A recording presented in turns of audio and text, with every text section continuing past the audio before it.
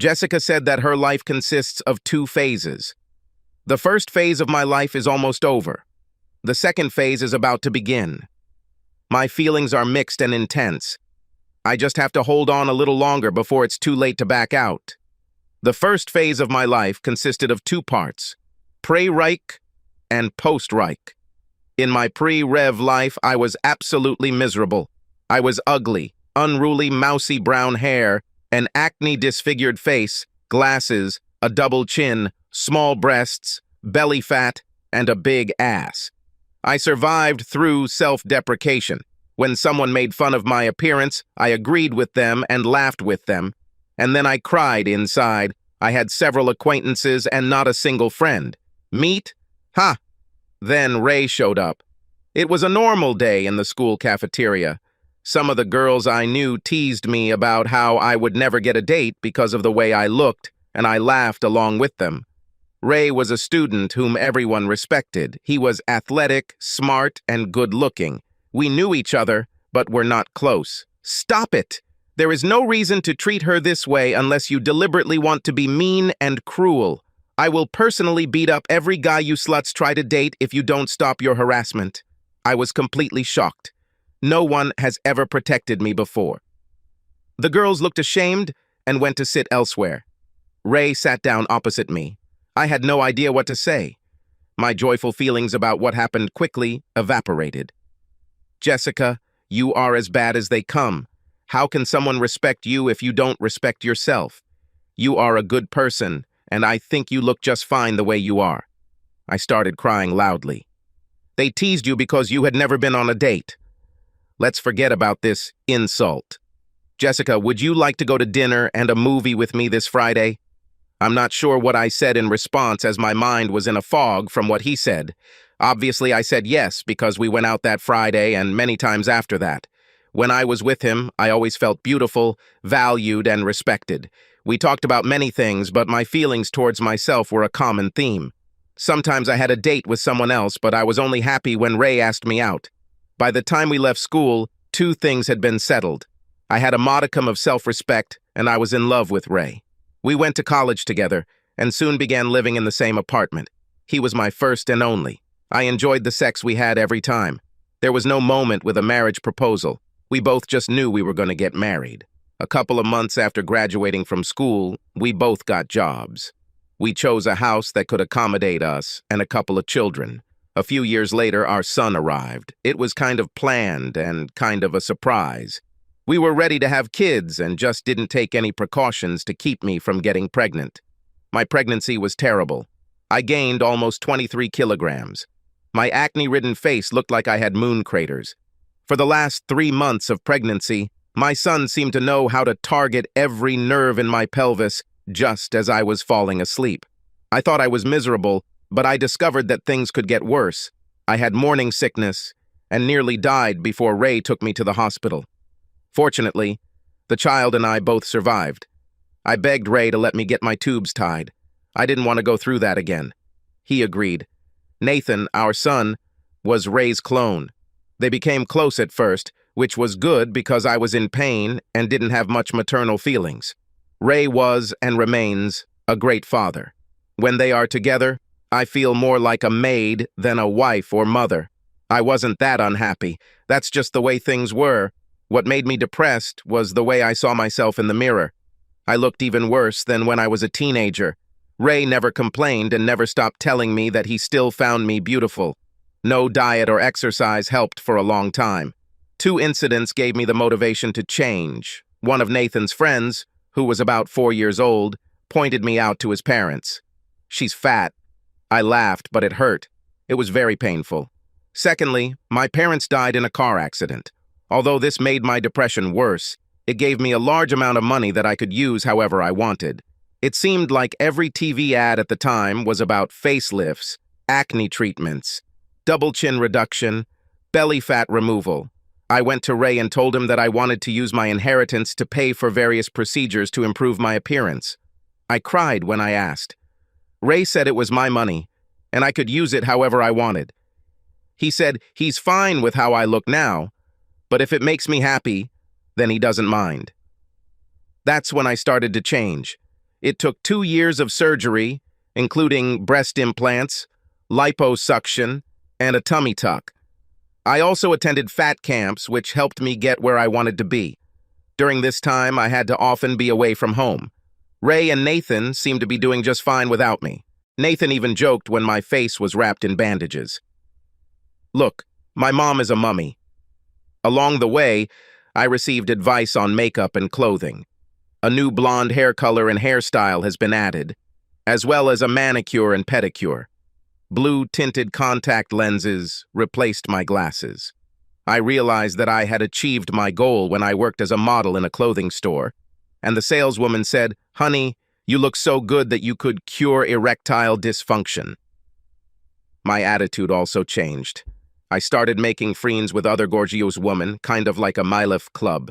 Now, instead of talking about childcare and housework, I talked about sexual techniques and affairs. For these women, affairs were not something to feel guilty about. They were deserved. The idea of a novel became an exciting fantasy for me. The danger of sneaking up unnoticed and possibly getting caught. A chance to have sex with another man. Ray was the only man I ever had sex with.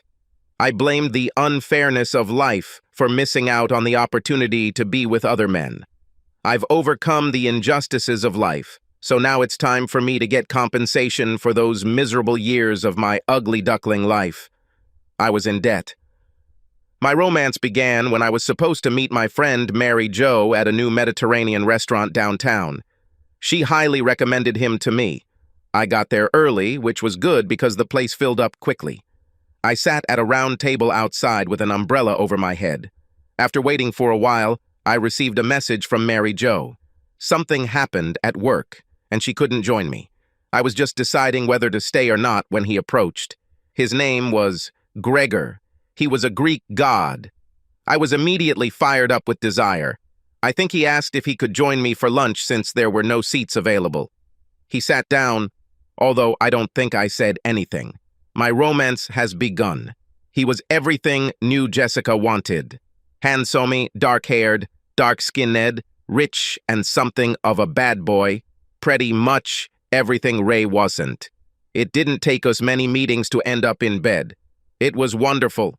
I didn't hesitate to try anything he wanted to do, anything I denied Ray.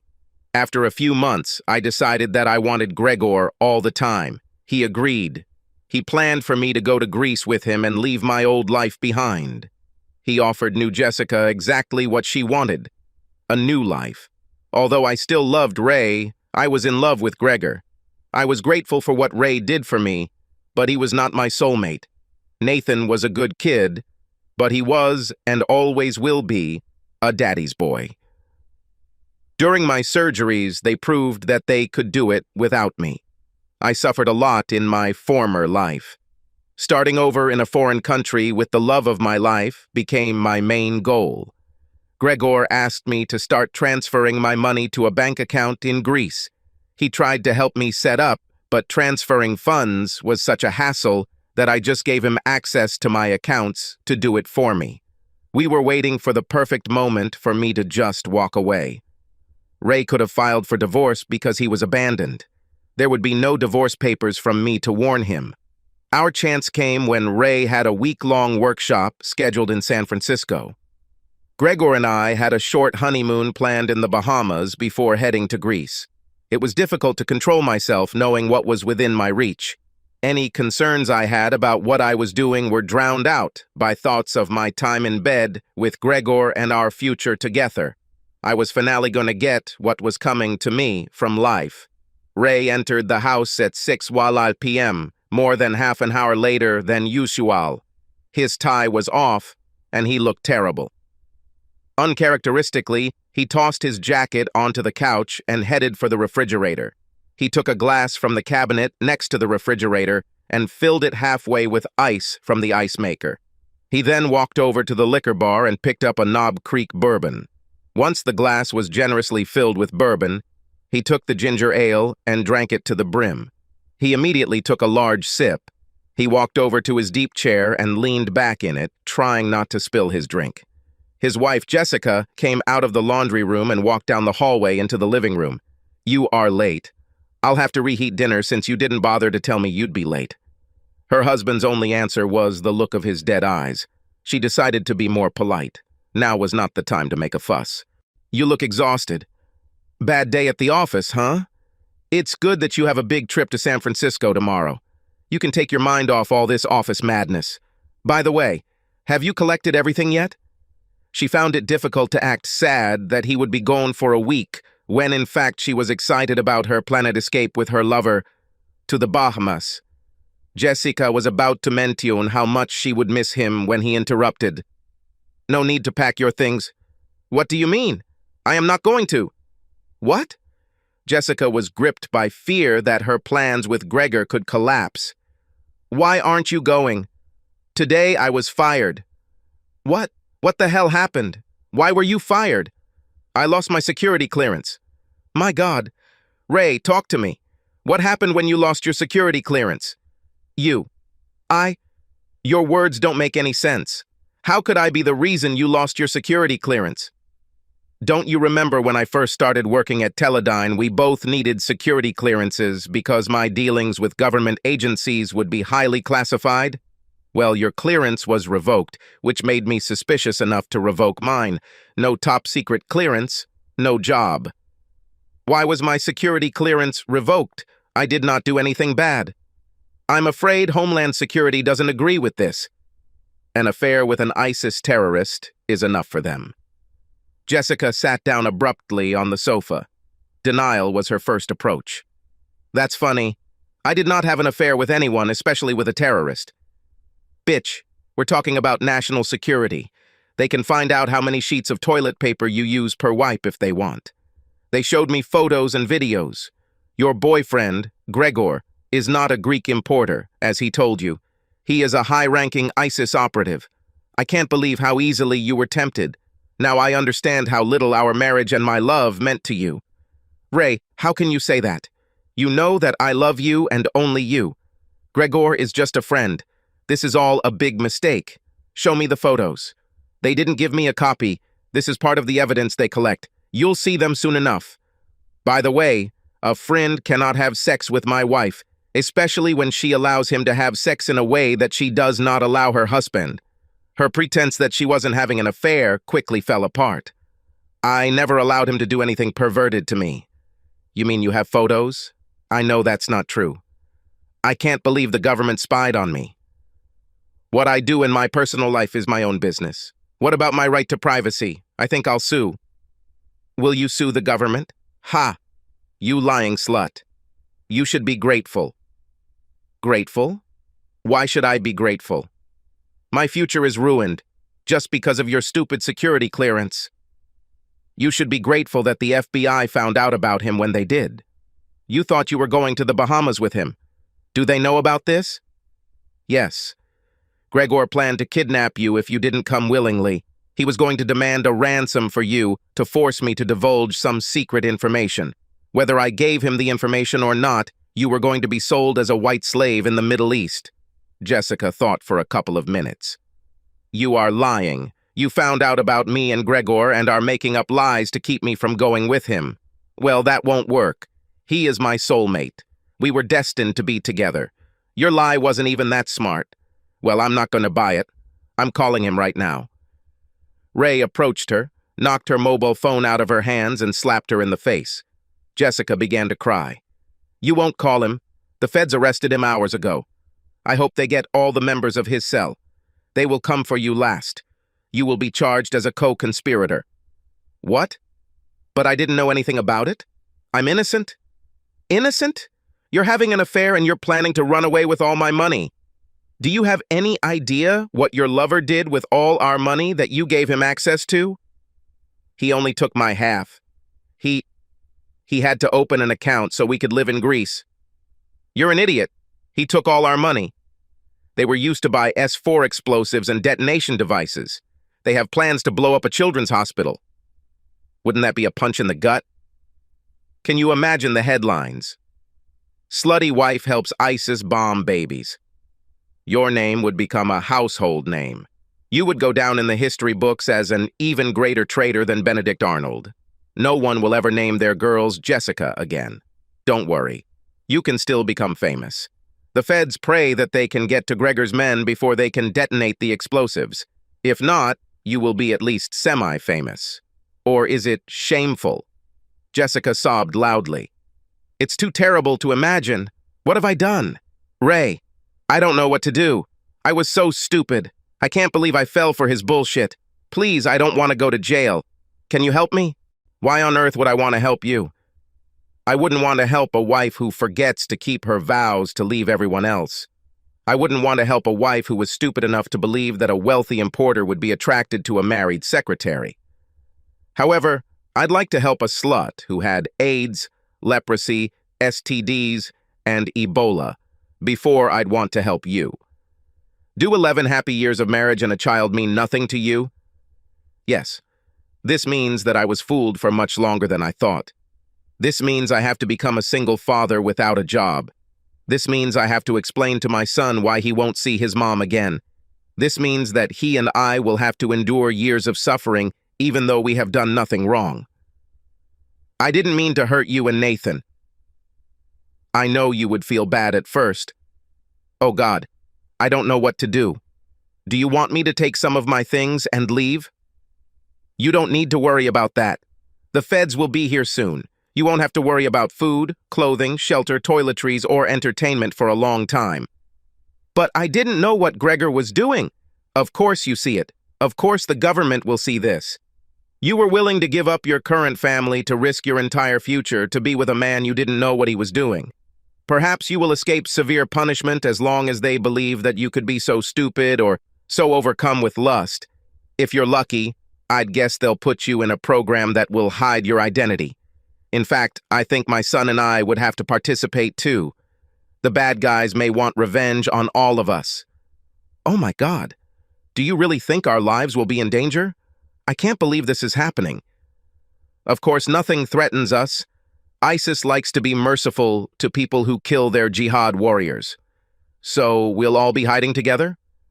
Not if I have anything to say about it. The doorbell rang dong. You might as well open the door, dear. Homeland Security will arrest you. No. Please, Ray, help me. I'm sorry, I was fooled. I never wanted to hurt anyone. You had no problem leaving me and our son alone, hurting our feelings and taking our money. I see no reason not to repay you in kind. Open the door before it's broken down.